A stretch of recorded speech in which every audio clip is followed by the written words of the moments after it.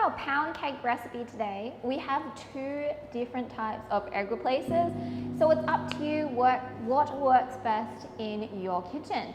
So for the panis egg, this is more suited to professional kitchens and hospitality, and very simple to prepare. I've already prepared that for our recipe today. And all that entails is mixing it with water and setting aside room temperature for a minimum of 15 minutes. Now, the panis egg in this recipe, because a pound cake is traditionally a pound of each ingredient, it's what we would call a more egg-heavy recipe. So we do require an egg replacement which has a lot of abilities or functions for it to work effectively. The other option to make your egg replacer in this recipe is using tofu.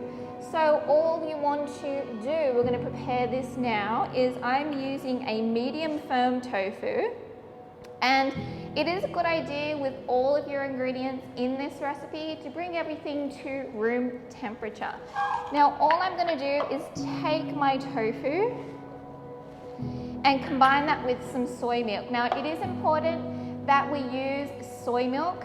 The proteins in the soy milk is going to have an effect on our egg replacement. So it's going to replace a lot of the functions that protein in eggs would do. So let's blend this up. So our soy or tofu egg replacer is all ready to go. So that's been blended up.